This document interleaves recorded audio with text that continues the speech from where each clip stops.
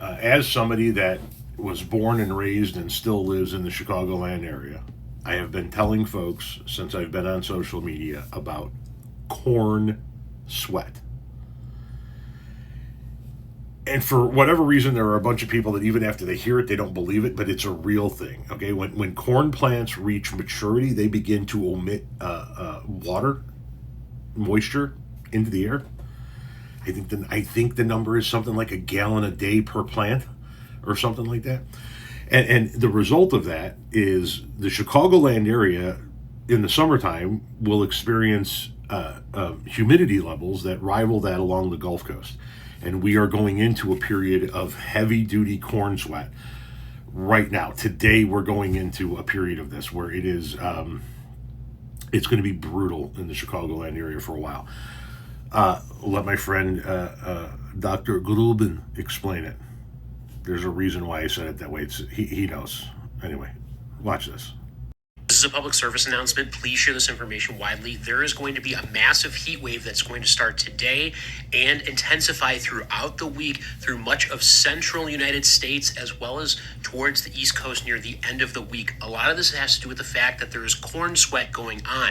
That's a process where the corn crops are releasing a lot of moisture into the air in a process called evapotranspiration, and that's going to increase the relative humidity, making it harder for people to have evaporative cooling. So when you sweat, that helps cool down your body when the evaporation occurs. But since humidity is high, it's going to make the real field temperature be as high as about 115 degrees Fahrenheit by about Wednesday and Thursday in many states, including Illinois, Indiana, Iowa, Missouri, Minnesota, and the Dakotas. Please make sure that you are checking in on your local weather reports to see when this is going to affect you and to stay as cool as possible. Be indoors, keep the AC running. If you are outside, hydrate as much as possible to cool down. Make sure you're taking cold showers and have wet towels, and check in on vulnerable populations such as children, the elderly, pregnant women, people with chronic health issues such as cardiovascular or respiratory diseases.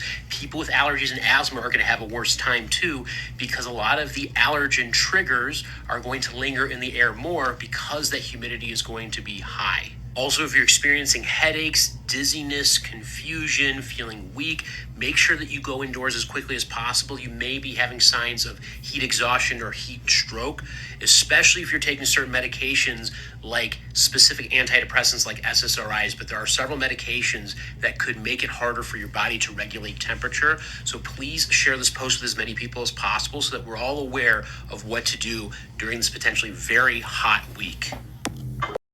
Yeah, it's a real thing. Corn sweat is real, and it is brutal.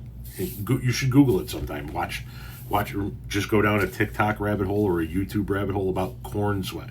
It's crazy the humidity levels that we can experience here in the Chicagoland area. Now, that video was from yesterday. If you're seeing this on YouTube, it's probably a couple of days old. Who knows? His video is a couple days old. But we're still in the midst of this heat wave in the Chicagoland area.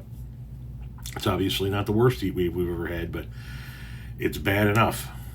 It's bad enough, and we get it every time. Every year this time, when the corn crop around us reaches maturity, and all of that moisture gets released into the air.